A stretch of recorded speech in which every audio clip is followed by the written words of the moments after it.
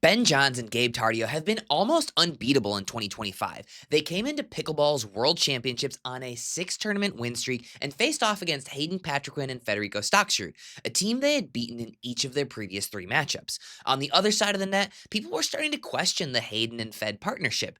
The two had gold medaled in each of their first 3 tournaments together, but the playbook was out on them, and they hadn't won a single gold medal in 2025.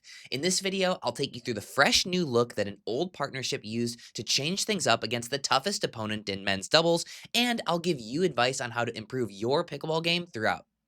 The match gets started with the iconic "Let's play pickleball" from Dave Fleming, and we're underway. Hayden hits Fed with a pump fake, and Ben and Gabe are on the board. Again, Fed and Hayden are new to Fed on the right and Hayden on the left, so they're still trying to figure out who's in charge of that middle ball. On the next point, Fed reveals some strategy. They're looking to be aggressive. They're looking to be very aggressive.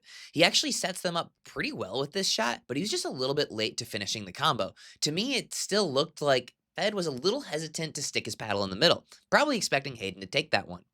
After a side out and missed dink, Dave Fleming makes an interesting observation. And for the first time in 5 hours, I'm feeling wind in my face up here, Adam.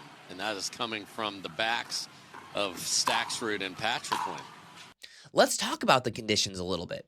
As you heard, there's a little bit of wind at play. Wind at your back obviously pushes the ball through the court and gets on your opponents a little bit quicker, but in men's doubles, players almost always prefer to play against the wind so they can hit the ball a little bit harder and the wind will keep it in.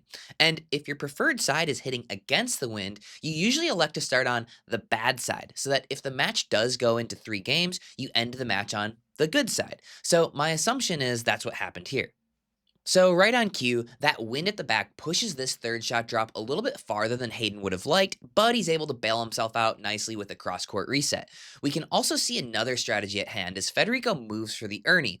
All 4 players on the court know that Ben probably isn't going to dink the ball down the line, but by moving and taking that spot away, Federico makes sure that Ben can't hit the ball down the line. So what's the point of it? Well, one of the biggest reasons for switching Federico to the right side was to get Hayden involved more, and it does just that. Hayden covers for Fed and gets a forehand from the middle. Ben tries to find the open court behind Hayden, but pushes it a little bit too wide for H, and he clocks a nice ATP to get on the board. The very next point, H decides that he's better off just driving the third and dropping the fifth. They play some solid defense to neutralize the point.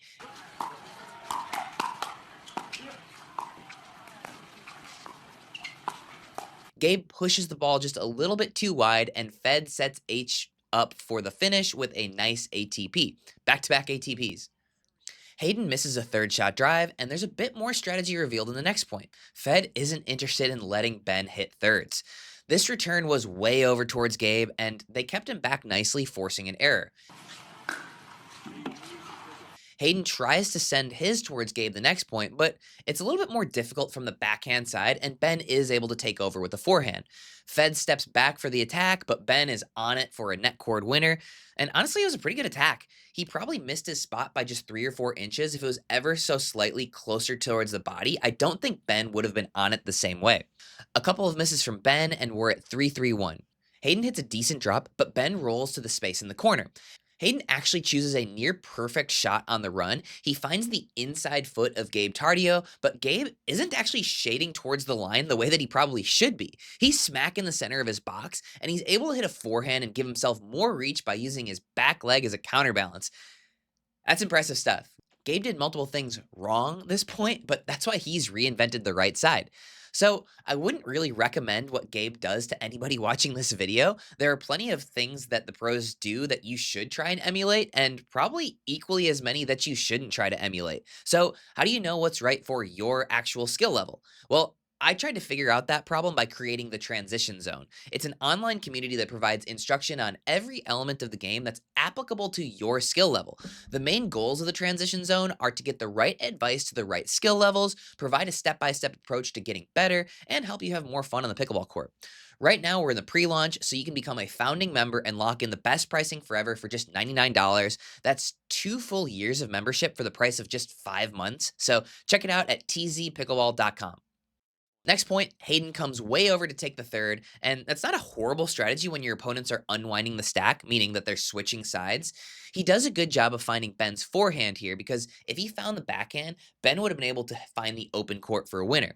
They're able to work their way in, and Fed attacks the first ball he has a decent look at to the same exact spot on Ben. Ben destroys a counter, but it sits up on the net for Hayden to put away. A little bit fortunate for H and Fed there. At 4-3, we have a nice little backhand roll dink from Hayden, and Fed shows the Ernie once again. Something to keep track of. See if you can count how many times he moves for the Ernie throughout this match. It funnels the ball to Hayden, who speeds up unsuccessfully, and everybody just kind of looked a little awkward in this exchange. Fed targets Gabe again with the cross-court return, and they're just never able to recover defensively.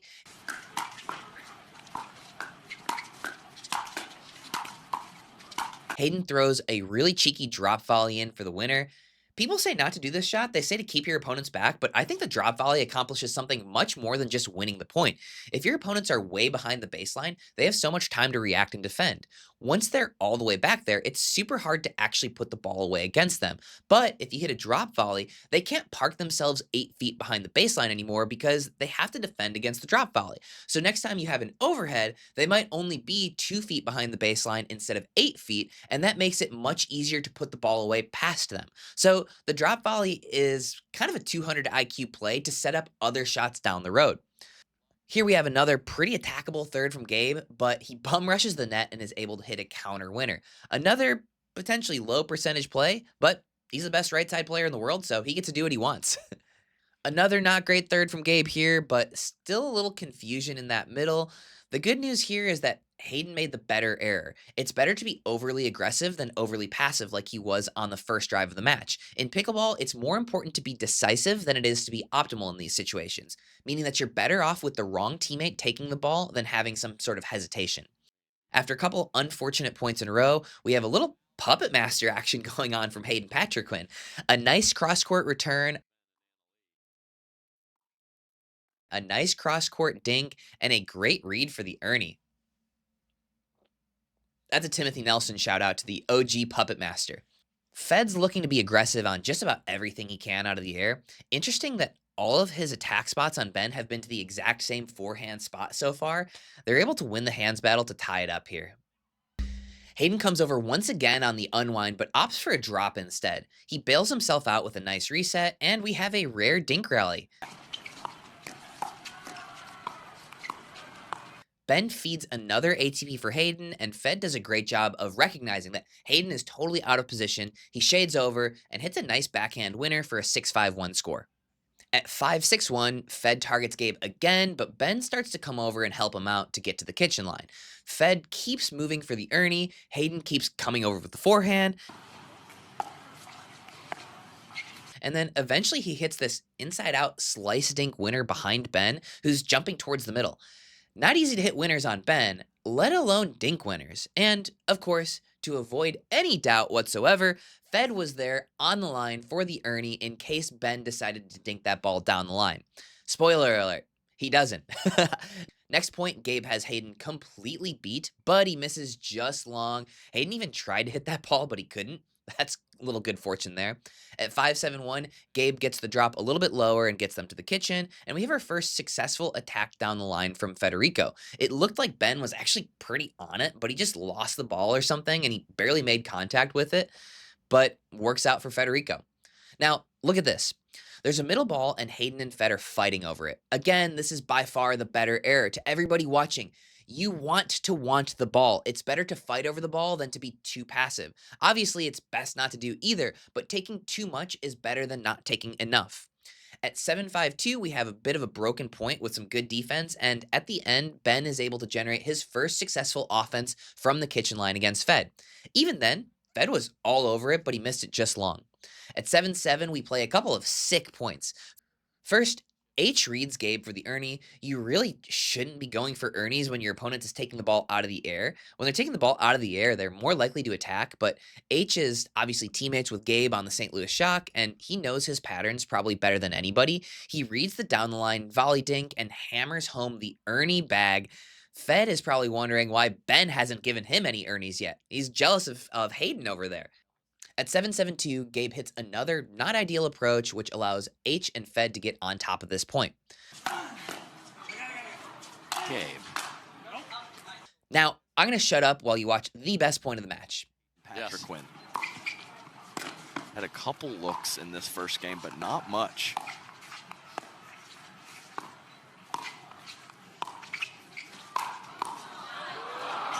Wow.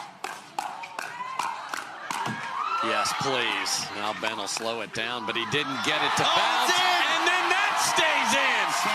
Look at that finish. Hayden has Gabe completely cooked. Gabe is totally chicken winged, and he's able to get a shank, shove, lob winner over them for the winner, and we have laughs all around. The crowd is going wild. Guys, I can't tell you how much better these events are in person. Watching with a crowd like this is such a cool experience. The PPA is probably coming to a place somewhere near you, and if you want to attend in person, check out the link down below and save some money. The same goes for registration fees. Don't pay full price. Use my discounts. Check out PPA codes down below.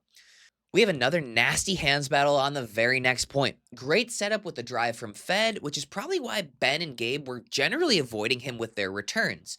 But Hayden pulls this nasty tomahawk shot out in the middle of the hands battle. Just look at how twitchy and quick that is. Unbelievable, and they're up 8-7-2 against the best team in the world.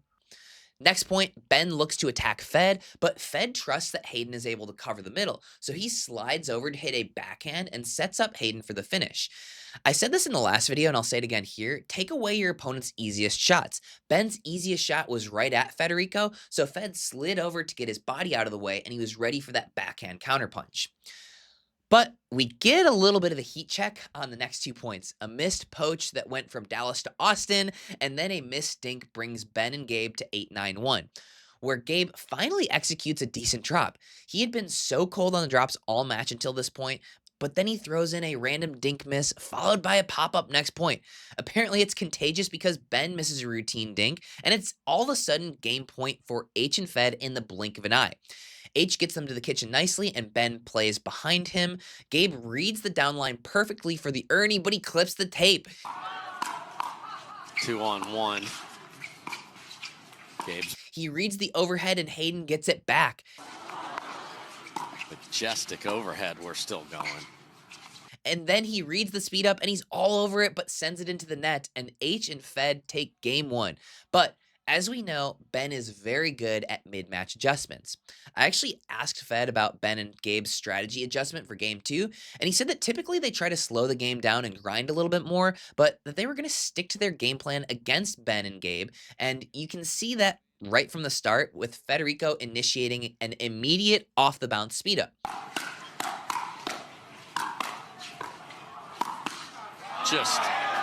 Look at this Ernie from Hayden. You don't have to wait for a down-the-line ball to Ernie. If your opponent commits to a dink, there's no harm in looking for the Ernie, even if it's a cross-court shot. He makes the very athletic move to jump the corner on a cross-court ball, but he can't quite get enough on it for the winner.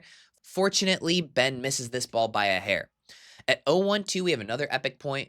Once again, Gabe and Ben have to absolutely battle to get to the kitchen, and when they finally do, Hayden says, "Get back there," with a perfect lob. He tries another drop shot, but it wasn't nearly as good, but he does get a little bit of net love at the end here. Now, I'm just going to leave this here.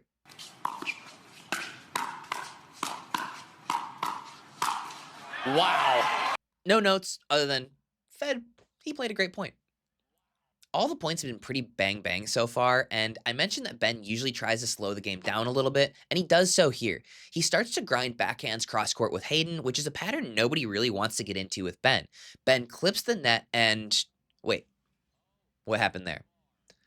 So we have this dumb rule in pickleball that if the ball hits the bar, it's a replay.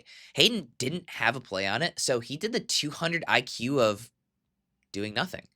He let the ball hit the bar rather than attempting to play it, and as a result, it's actually a replay of the rally. And this pays off immediately. 3-0-1.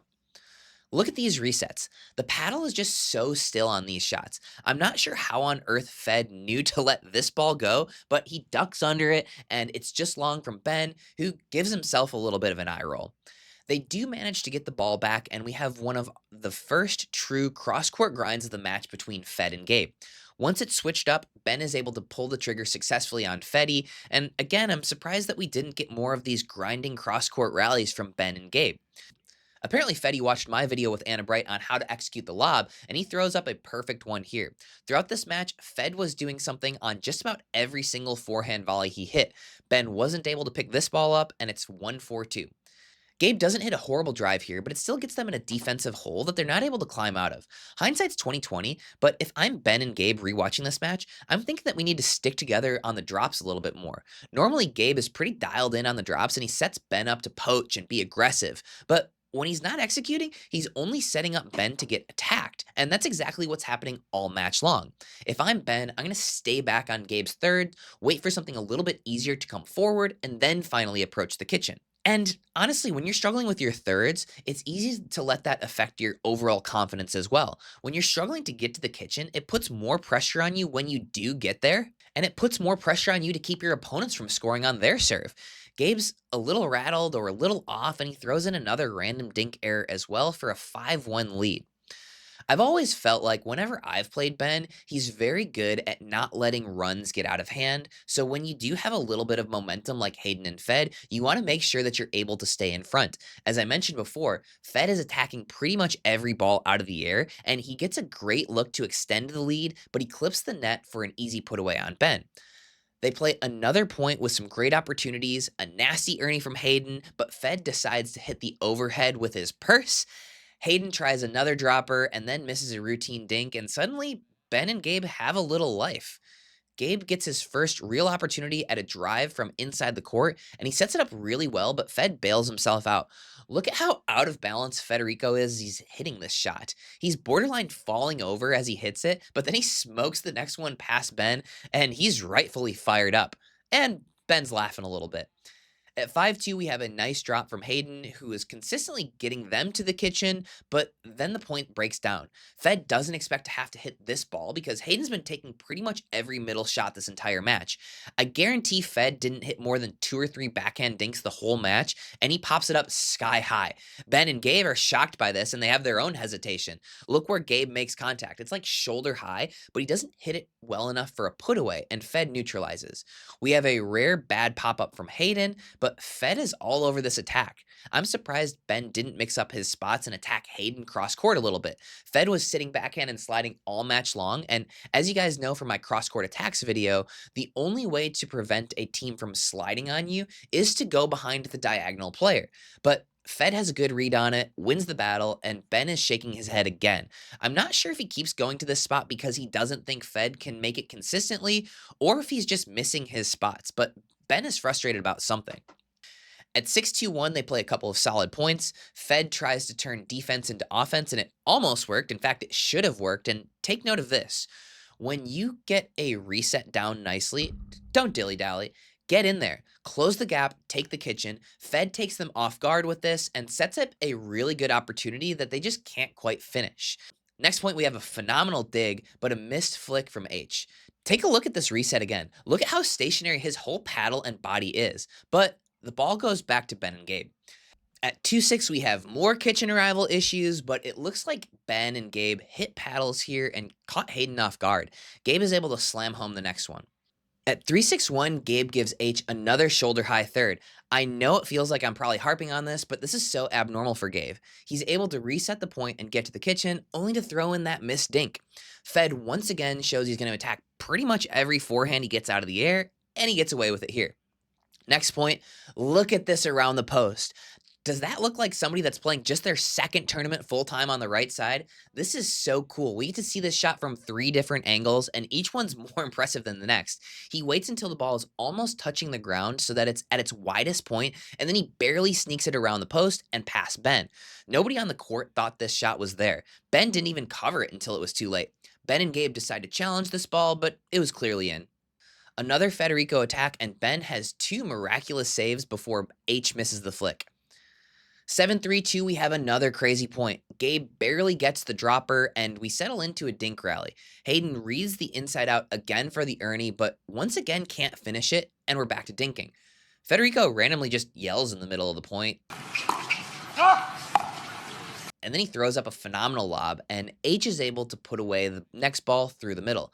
My hypothesis is that this winner was only hit because of the drop shots that Hayden had hit before. Look where Ben is. He's inside of the court with the weight forward. He's looking to defend the dropper, but when Hayden hits through the ball, he doesn't have enough reaction time to track that ball down. This is funny. Next point, H is all over the counterattack, but misses it a foot long, and Fed tries to sell the call with a, yeah, but come on, you're not fooling Ben and Gabe. Even H gives the out gesture, but watching that made me realize this was one of, if not the first time, Gabe has fired at Hayden the entire match, and Gabe is at his best when he's playing loose and aggressive. It's a chicken and egg dynamic. Is Gabe playing tight because he's not playing well, or is he not playing well because he's playing tight? At 3-8, Gabe gets a good drive, but maybe because his drives are off all day, he doesn't follow it in, and that turns a good drive into another struggle to get to the kitchen. He comes in flying on the next shot to shut me up. At 4-8-1, we get another highlight point here. Look at that. 15 attempts later, and Fed gets his first Ernie of the match, setting up the eventual put away. Look at this. I love the drone angle every once in a while, too. That's a really nice production element from Worlds. We have a little miscommunication, and Fed pulls a very awkward shot. Generally, if I face comms issue with my partner or some sort of confusion, I find it best to reset the point and sort of regather ourselves midpoint, because you're going to be out of position and so is your partner. It's an awkward and tricky shot that probably would have worked against me, but not against Gabe. 5-8, and Hayden and Fed call a timeout to stop the run. When we come back, Fed makes it 2 for 16 on Ernie attempts. Shake and bake, and we're 9-5-1. Look at this point. Fed with the crazy get, and Ben thought he could catch Federico with both feet still in the kitchen, but Fed's able to get both feet out for a falling away scorpion winner to set up match point. This should have been a SportsCenter top 10 play if people actually knew pickleball, but instead we get Jay DeVilliers ATPs. Unfortunately, the match ends with a missed return from Ben. It really should have ended on the falling away scorpion, but H and Fed don't care. They throw the paddle, they hug it out, and you probably remember this match from the emotional interview that Federico gave afterwards. I just love this game and I love this sport. Oh, that's it, man. It's gonna make me cry. Federico wears his emotions on his sleeve, and you have to love him for that. The guy wants it more than anybody, and this is so refreshing to see. Good for Federico, and even better for pro pickleball. Now, here are a few takeaways. First, even though he only hit 2 Ernies on 16 attempts, the Ernie played an enormous role in this match. Federico's positioning essentially forced Ben to use only 75% of the court, and that 75% of the court was occupied by Hayden Patriquin. Hayden was cooking. This may have been Federico's first tournament full-time on the right side, but he was playing like a veteran on the right, funneling the ball to the stronger player. One of the reasons that Hayden and Fed got so stagnant was because Hayden got iced out too much. The Ernie made sure that Hayden could stay in the flow of the match, so the takeaway here, set your team up for the best look. Next, the match was most likely decided by Gabe's inability to get the team to the kitchen consistently. Hayden and Fed returned quite well and pushed Gabe back, but the thirds were consistently off, meaning that every single kitchen arrival was a battle. It's hard to build momentum and confidence when you're fighting for your life to get to the kitchen on each and every point. Ben could have helped him out a little bit here as well. After a couple of not great third shot drops and drives, I think he should have stayed back with Hayden until he started to find a bit of rhythm. That takes a little bit of pressure off of Gabe to hit a perfect drop right away. Finally, Federico played an ultra-aggressive right side, attacking pretty much everything he could out of the air. The right side is changing from a passive setup player to a highly aggressive spot. There's no room for pacifism on the right side anymore. Learn your attacks and learn your attacking patterns from the right. I have a bunch of pattern videos on my channel as well, so make sure to check those out. Finally, please leave some feedback. Again, this is a new format on my channel, so I'm trying to get better every single time. I'm going to be breaking down the best match of every weekend, so please give whatever feedback you have so that I can make this better for next time. And if you liked it and you made it this far in the video, please subscribe and check out the Transition Pickleball at tzpickleball.com.